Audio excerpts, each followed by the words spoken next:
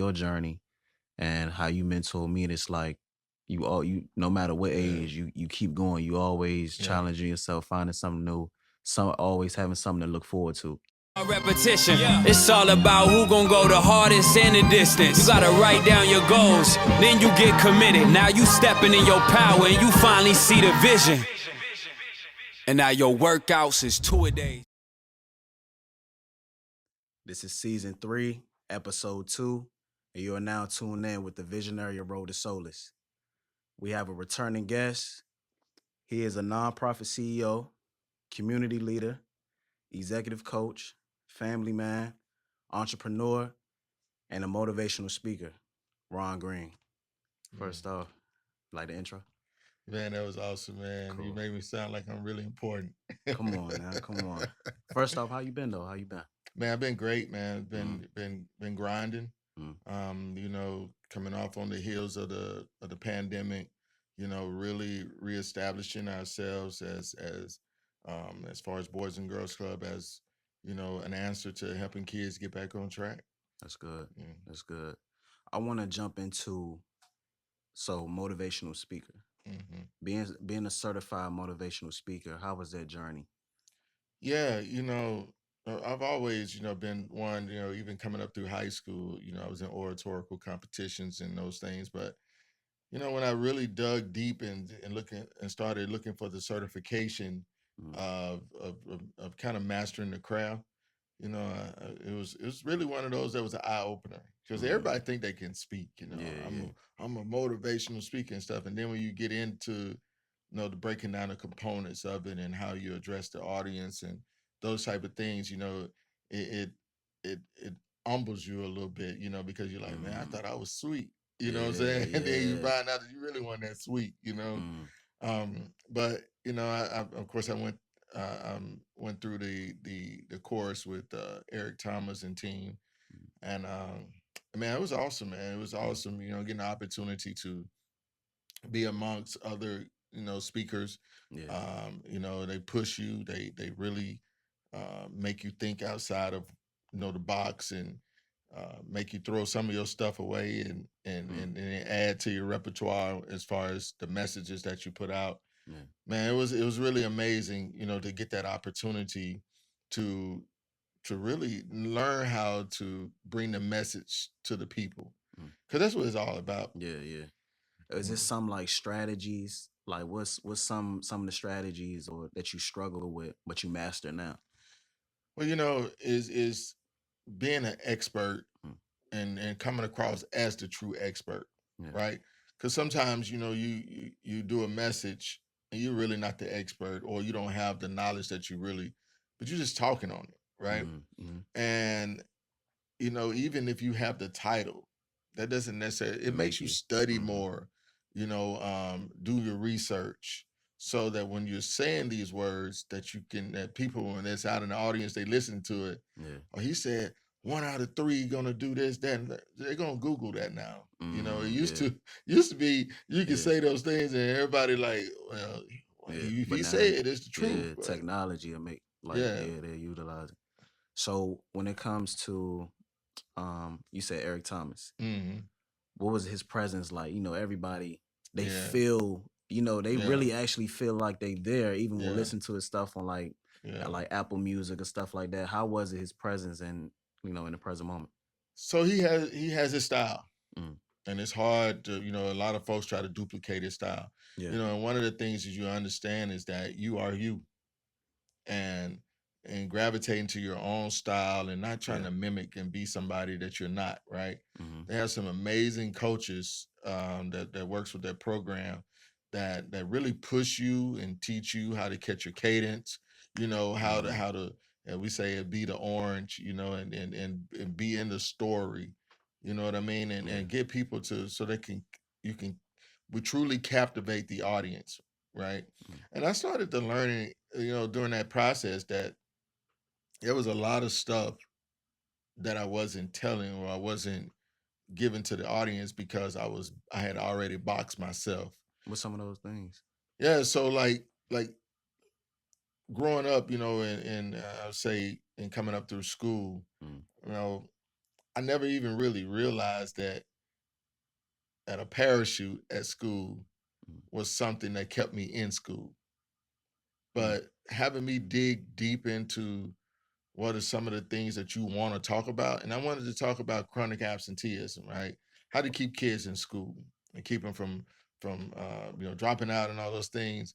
And then I was like, what was it that kept me in school, right? Yeah. And it come to when I started to think about it, I went back to fourth grade, and it was a parachute at school that they did in gym class You that talking about kept the me. one like the gym and you flap Yes, it up. Yeah, yes. okay, yeah. Because see, in my mind in fourth grade, Mm. only parachute I ever seen was somebody jumping out of a plane. Mm-hmm. But when I get back to school that day and the kids and they're all talking about, you missed it, man, you missed it.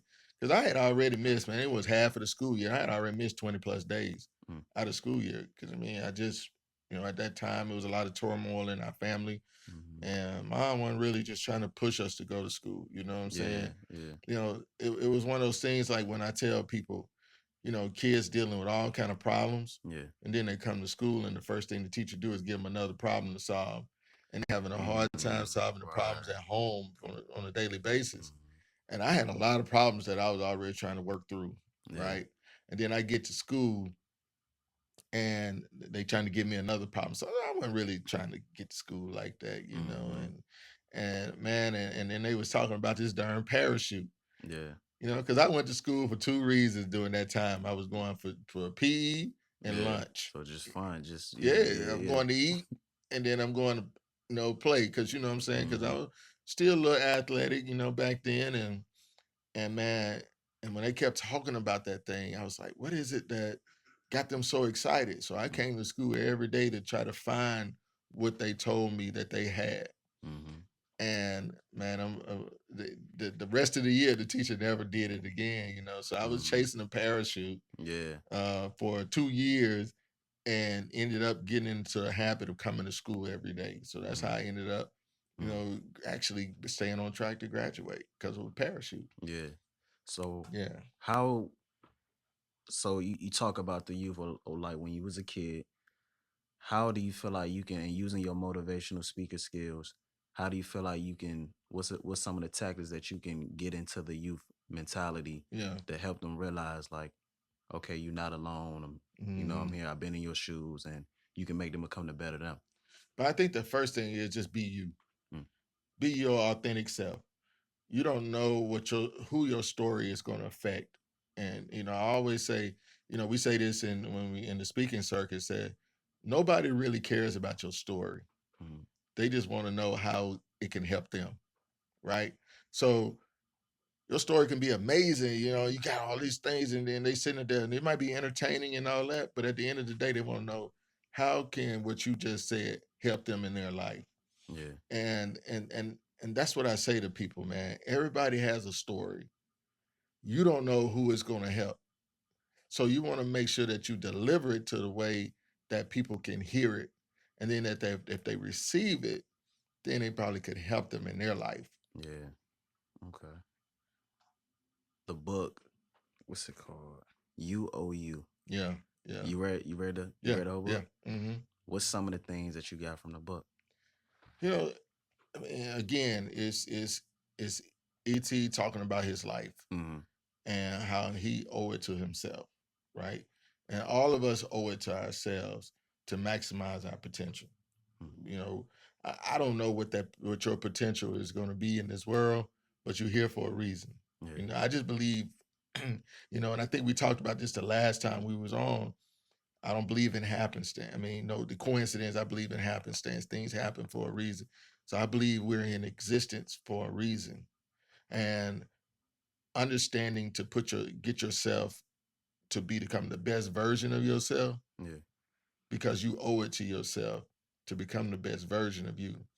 And like I say, even if you feel like you are in the best version of yourself, how do you become a better version of yourself? And that's what my 2023 is, becoming a better version of myself, because I owe it to myself to get better every year, because I have so many people I feel like that I am in this world to affect. Yeah. Don't go anywhere. We going on break. Stay tuned for more Road to Soulace with Ron Green. Every day is a message, and every lesson helps with perspective. Like and bask. And we are back. Stay tuned. Road to Soulace, we in. So, how do you feel?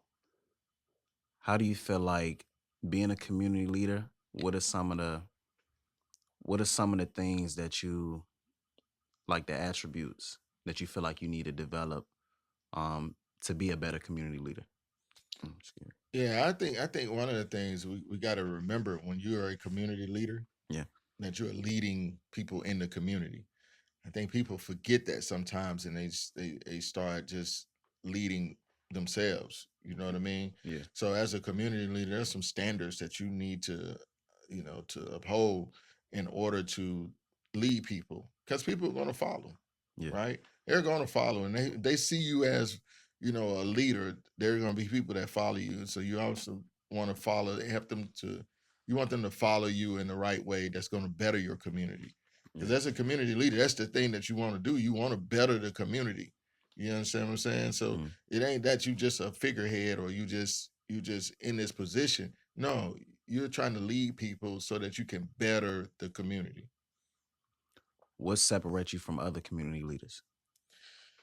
I think it's just because I'm me, and my thought, my thought process, my skill sets, and all those things. I think it separates me by just being me, and I think I look at the table that is set, and I look at what I bring to the table, and I think one of the things, especially here in this area, I think I bring not only a lens from inside, but an outside lens looking in, because I didn't grow up here, you know. I've traveled a lot and been in some different places and lived in several places, even through, from work, or even my career playing baseball and those things, and even school. I've lived in different places, and so it give a different perspective on, on what can make things better, what can, what we can do differently, and I think that helps me to be an asset, when it comes down to, to making our community better. Was it a real struggle looking from the outside in? Yeah, it was, because, looking from the outside in, you think, things, could possibly be, I always look at it and say, is it me, or am I looking at this from a standpoint of this is too simple, right? It looks like the answer is like right in front of you, but it seems like it's, to others, it may be difficult. Yeah. It's like, okay, we got a homeless population. Okay, it seemed like it would be easy if we just did X, Yeah.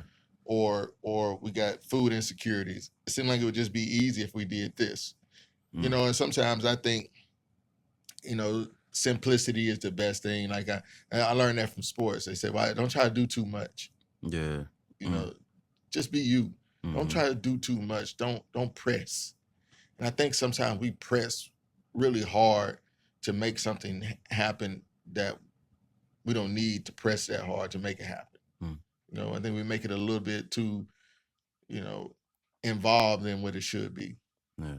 So coming from the outside in, did you connect? What you do? Did you connect with people that's in the inner city? Which like what some of the things you did? Because I grew up in communities just like, the Rocky Mount, I would say some of the neighborhoods around here, like the hills there, South Rocky Mountain, that's the areas I grew up in, look something like that. You know what I mean? So it wasn't really different. You just knew how to. Yeah. Yeah. Okay. So and at the end of the day, people are people. Yeah. You gravitate with people with like thought.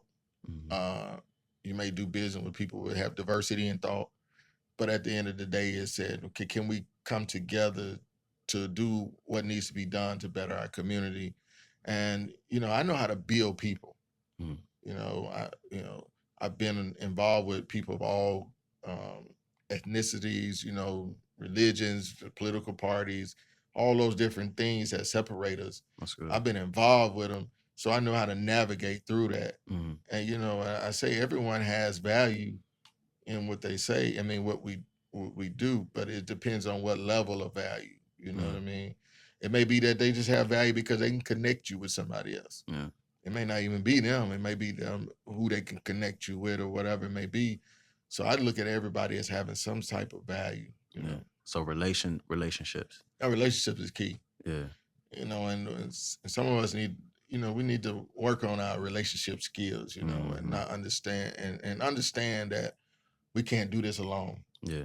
That it's the relationships that we build that makes us who we are. And that's why humans are so, you know, our species is so amazing.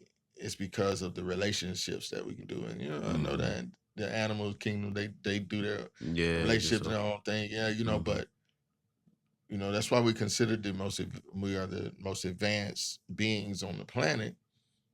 But sometimes, you know, you wonder sometimes, you know. Do you look at those people like closed-minded if they shine away from relationships or like entitlement? Do you feel like they closed-minded? You know, it's hard for me to even, you know, fathom kind of. I'm not one that's always looking for somebody to lift me up because of what I bring to the table. I'm not always one, but there's some people who got to have that. Yeah. And I think that causes them to be closed-minded because they're not looking as far as sharing the knowledge. I mean, they want to share the knowledge, they want to receive the knowledge, they want to be lifted up for the knowledge, they want to do all that. Yeah. And sometimes you just need to just share the idea, you know, birth the idea, and somebody else may bring it into fruition. But I think it's that whole thing about who gets the credit. I think that hurts us more than anything. Hurts a lot. What's some of the daily routines that you do to keep that energy going to give back out to the world? Man, that is amazing. So when I'm coaching people, that's one of the things I do a lot of is I have them set up a morning routine, right? To get your day started. You know, first thing I do in the morning, I have to center myself, you know. You know, and throughout the night we have dreams, we do all this. So I had to get up in the morning, I had to center myself, and then I do my spirituality. I practice my spirituality in the morning. Then I listen to motivational speaking in the morning just to keep my mind in get it in a mindset of building. You know what I mean? Tackling the day. Yeah. Setting the tone. How is it important to, you said mornings? How is it important to wake up early? A lot of people, they wake up at 9, 10. Usually everybody get up around like 10 or 11. But how is it important? How early do you get up and how important is it? Well, my day depends. It depends on my night before, right? I'm out. I'm go to a lot of events. I'm doing a lot of stuff. You know, sometimes I may be writing late at night, and you know, and I may end up getting up. I get up almost every day around no later than around 7, right? I may not get into the office until 8, 9 o'clock. But when I get up in the morning, I'm working on stuff, right? And then after I do my morning routine, it's like it depends on what my thought process is. If my thought process is saying, I got an idea, I may sit down and start writing, you know, or I may watch something and I may say, I can't break watching this, getting this knowledge for traveling time. You know what I mean? So I may sit still for a minute. I think your mornings are very important. It set the tone for the day.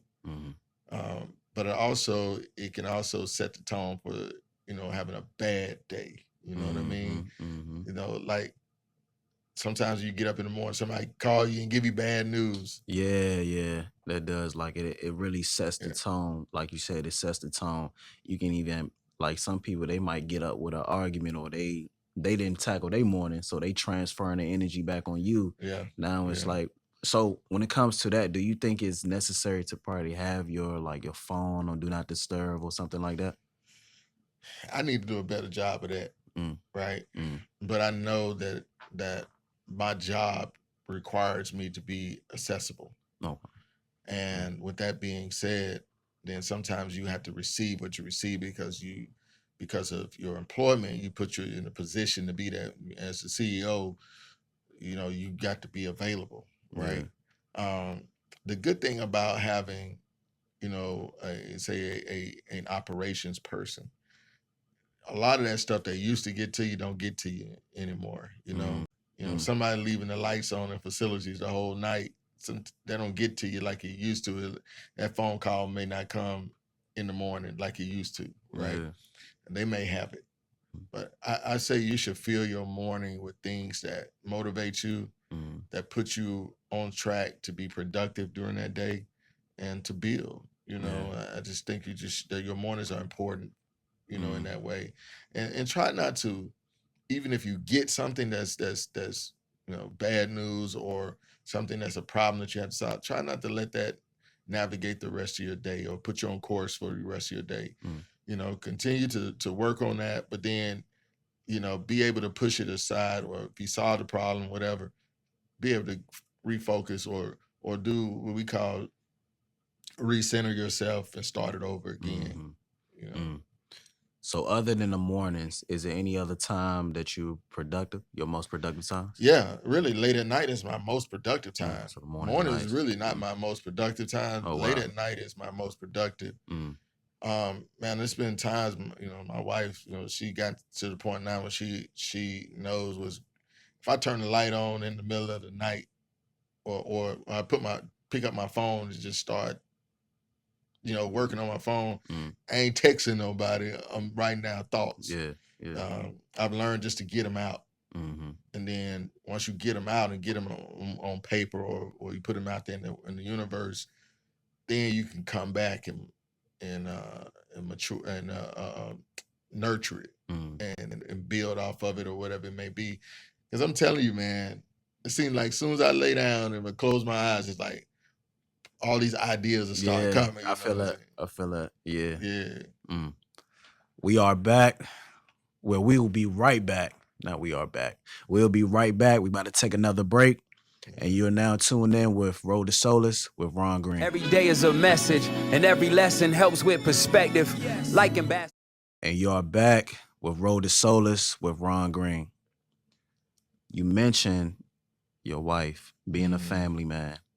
Is it a key to have a supportive woman in your corner? Man, most definitely, man. You know, she, you know, having somebody that you consider not only as your partner, but also your friend, your soulmate, you know, somebody to motivate you. You know what I'm saying? So sometimes, man, I'm telling you, if you don't have somebody to lift you up on a continuous basis, when you're in a position like I'm in, the weight of it sometimes can pull you down. You know, but sometimes it's good to have people that reminds you of who you are and whose you are, right? And she does that, man. And it is very important that you have someone who supports you, not only that supports your dreams, but supports who you are and not try to make you somebody who you're not, right?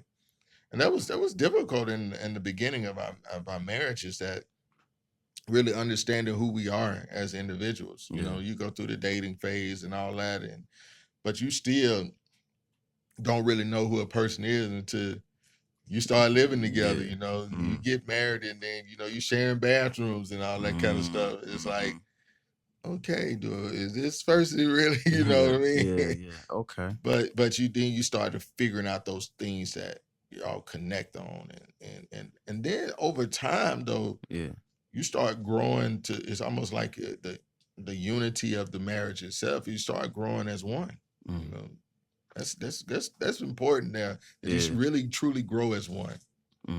So as, like you say, togetherness, is it love or the discipline keeps the family together? I'm gonna have to say it's both, man. Love can take you a long way, and it can do a lot. It can cause you to work through some things that sometimes it'd be easier to quit. But it's also the discipline of being a good husband or a good wife. You know, that's the discipline of that you know, can keep that love going, right? You know, I've said that there's you know, I'll often talk about the things that you have to cut out of your life in order to be fulfilled, right? It's like it's like sometimes if you want a plant to really flourish and grow, sometimes you got to cut the bad parts off, Mm. and then it starts to blossom and bloom, a lot better. And that's how it is with your marriage, man. You have to cut those things that are not detrimental. I mean, that are not beneficial to your growth of your marriage, Yeah. but detrimental to you. You got to cut them off. Mm. It may be the places that you go, Mm. the people that you talk to, or the things that you do. You may have to cut them out of your life in order for your marriage or your life with your family to grow to what it can become, right? Yeah. Even with your kids, right? A lot of times you see people and they say, because my family was like this. My dad was not the most present person in my life, but he taught me some things. He showed me some things of how to be better than him, or he was. I think later on in his life, he was really trying to be a better father than he was early on in life. But what I did was I took some of those things that he did and I said, I had to be more disciplined than he was. To learn what not to do. To learn what not to do. Yeah. How do your kids motivate you? In what ways? Yeah, man, seeing them do some things that, seeing them be on the road to being better than me, right? I said this to you last time too. That's my goal in life, is to have people who I have influence on that are younger than me to grow and be better than I am or I ever could have been. Because I'm gonna give you this. Let me give you the tools and the. I think somebody said this best. I mean, it might have been Deion Sanders. Might have been talking about baseball terminology, saying, "Hey, instead of me starting at the plate, we started in the dugout, right? My kids were able to start on second base. You see what I'm saying? It's easier to score from second base than it is from the dugout. You know what I mean? And I had to fight to get to the plate. Yeah. I put them on second base. So basically, you made a sacrifice to get them there. Yeah, made the sacrifice, and that's what we should do as people, not only with your kids, but others who are in your family or that are in your circle. Yeah. Help put them on base so that they can score easier than from the dugout. You know what I mean? Yeah. Some of us be in the bleachers and hoping we can get in the game, not even in the dugout. And, and there are opportunities that, some people, they start on third base. You know what I mean? They start on third base, and you look at them, you say, man, how do they do it so easy? Well, somebody put them on third base. Yeah. I started out by saying, I just need to get my kids on first base. Yeah. Yeah. Not too much, not too little. Yeah. But what you tell the kids or the parents, they start on the third base, right? Yeah. They start on the third base, but now they kind of enable. Yeah, and that's one of those slippery slopes, right? You want better for them, but you don't want them to take it for granted. Yeah. You want them to have the grind that you have, but you don't want them to have to fight like you had, right? So I mean, that's kind of the slippery slope, but I think it's all in the relationships that you build. Yeah. I think it's the relationship and them being able to see you for someone who not just, whether you're saying you're that father or that mother, but they see you as somebody who is also a coach, a mentor, a friend, and being able to, because some people, you trust their words more than others. Like you probably can say some coaches could motivate you better than other coaches, right? You probably have an assistant coach that can move you better than the head coach. Yeah. So you have to find the right people, the right circle to help, to move them and keep them going. And you hope that they become in a circle of people that's going to move them and motivate them, and them not sit and say, I've already made it, but you hadn't made it. You're on third base, you ain't made it home yet. Yeah. So relationships, the relationship with your son, the relationship with your daughter, which one was the most difficult? I think it was my son. For one, it was because I've had a lot of success in sports and other things, and sometimes as a male, a son, especially being older, than my daughter, you tend to people often tend to think that you're gonna compare, yeah, and it's a pressure. comparison. Mm-hmm. Remember that we say comparison is the thief of joy, Mm. I think it took a lot of joy from him because he's being compared so much, Yeah. right? And then and me balancing or finding the right um, approach to him to say you need to do this and do that, and I'm still working on that to this day. Mm. I'm still working on that. My daughter, I think a lot of my traits were already in her. I mean, it was like she was doing some things without me saying it that, Mm. that I was, it's kind of like that, that thought process was already there. That motivation was already kind of there. Mm. But now I understood how I needed to mold her because if I went a certain way at a certain time in my life, it's a possibility she could do the same thing. Yeah, yeah. So I tried to make sure that she didn't navigate and go that way, and That's because I great. understood this thought process. That's great. As an entrepreneur, how do you stay organized? I mean, I have an assistant, right? I have a Mm. personal assistant, and that keeps me on track Mm. because I have so much stuff going on, right? Um, and you always gotta, keep the main thing the main thing. Mm. You know what I mean? And understand that we can't do all things and be all places and all that. And I think we talked about this earlier. It said Yeah. like Desmond Tutu said, "How do you eat an elephant? One bite at a time." Right. Mm-hmm. But somebody has to set the table. Yeah.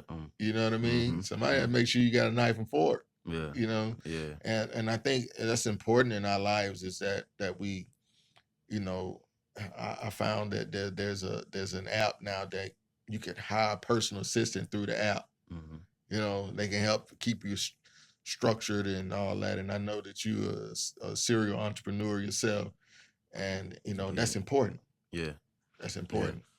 So when it comes, how do you feel like the app really help, like, just give it like a small description of it?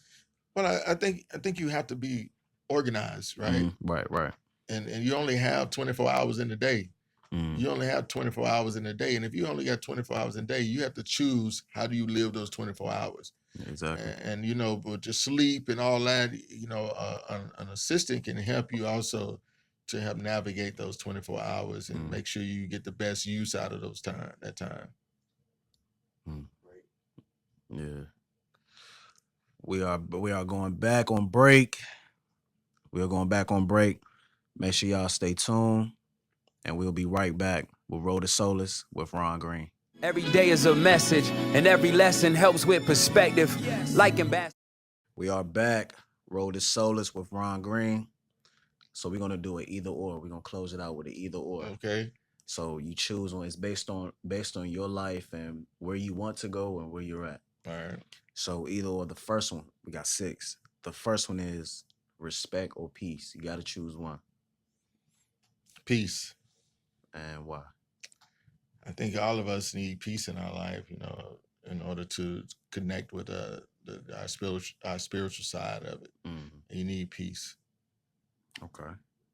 For the second one, hard work or relationships. And we talked about that, but it's hard though. It's hard. Yeah. So I would say, that's a tough one. Yeah. I'm gonna stick with, even though I love relationships. I think relationships is the key, but hard work. Mm. You know what I mean? Hard work, because sometimes you may not have a relationship that's in an area that you need, right? Mm-hmm. Or whatever. But I think the grind within yourself, the hard work is helping you to develop yourself, more than in being the best version of you. I think hard work is gonna have to go with that. That's a tough one though. Yeah, yeah. Lion or eagle? Definitely lion. Just, for one, I'm just a firm believer in the tribe of Judah, you know what I mean? So that just that um lion is a powerful animal, but very, very smart, family oriented. Mm. I just love that. Discipline or sacrifice? Ooh, that's another one. Mm-hmm. That's tough. I'm gonna have to go with sacrifice. You know, because there's a lot of things that you have to sacrifice in your life in order to get to where you want to be, Yeah. or even to stay with the person that you want to stay with. Yeah, You know I what I mean? chose sacrifice too. Cause discipline, you can actually go back. Yeah, Like you can hold it off. Sacrifice is like you go cold turkey. Like you yeah, just yeah, we gonna leave yeah, that in the past, and now we on to a yeah. new journey. And it Yeah. just opens the doors to other Yeah. stuff, man. You know, Mm-hmm. Friends or family? family, family. I'm gonna just say a family person, man. You Yeah. know, I think sometimes people use that term lightly, say family above everything. You know, Yeah. Mm-hmm. and you have to be that way. You know, and sometimes friends become family. Mm. You know, True. yeah. So I'd say family. Okay. Last one: success or leadership? That's I'm not a so I'm hard when it comes down to judging whether I'm successful or not, Hmm. right?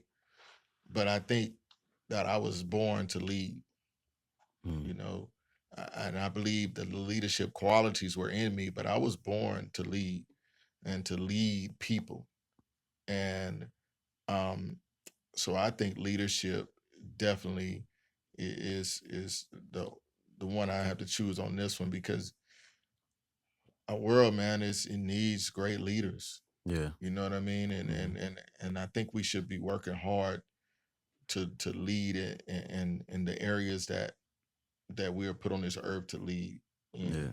You know what I'm saying? So Yeah. Most definitely. I chose leadership as well. Leadership as well. yeah. Takes you a long way. See, we think alike, Yeah, yeah, man. We think yeah, for alike. sure. Yeah. I mean, you one of my Yeah, mentors, yeah, you know, knowing me since since middle school. yeah, Been a yeah, long yeah, time. And yeah, I still like the flow of being that because I see older men and they really feel like their life is over. mm-hmm. But as I see your journey and how you mentor me, and it's like you no matter what Yeah, age you keep going. You always yeah, challenging yourself, finding something new, always having something to look forward to. yeah. So I really greatly appreciate you. You know, and I think we've talked about this before on multiple occasions. It's got to be a give and take, man. You Mm, know, I learn a lot from you, just like you learn a lot from me. mm, And I think that's how life, becomes, our lives become better when we are open to learn yeah. as well as teach. You see what I'm saying? And Mm, I think one of the most powerful things that you pushed it, well, I'm gonna say you worked out in me the last time we talked when you was navigating the conversation was about the leadership, setting at the feet to the time when you need to be lifted up over my shoulders. You know what I'm saying? yeah. I think that was one of the most powerful things that came out of that because if I can't see you for who you can and should become, then I may tend to continue to see you as somebody who need to wait on their time or their rightful place. What Mm, I'm telling you is your time is now. yeah. Your time is now. You there is no time limit on being great. Hmm, You for know, sure. Yeah. I see greatness in you right now. Now, where you take that to or where how you elevate that, that's gonna be up to you. Mm, I can't help you I can help you to elevate, but going back to what we are talking about hard work, right? yeah. You got to want to get it for yourself too now. Mm-hmm. You got to want to get it for yourself. And I see that in you. I see it you as somebody who others should be looking up to as well. I pass it down to you, you pass it down to others. Yeah. These young folks, like there's some middle schoolers right now need to be seeing you. Mm, They need to be yeah. seeing you and looking up to you just like you were at me when you were in middle school. Because there's some things that are in you, man, that I think the world they need to continue to see. Yeah. And I'm telling you, you're motivating people and you don't even know it. So that's why I love what you do with this podcast, man. You get a chance to not only get people an opportunity to get a platform where they can be out, Mm, but at the same time, it gives you an opportunity to show who you really are and the brilliance that you have in yourself. appreciate that. Yeah. Yeah. There you have it. You tuned in to Road to Soulace with Ron Green. Make sure y'all follow all of the platforms at Road to Soulace. Peace and love. Competition. It's all about who gon' go the hardest and the distance. You gotta write down your goals, then you get committed. Now you stepping in your power and you finally see the vision. And now your workouts is 2-a-days.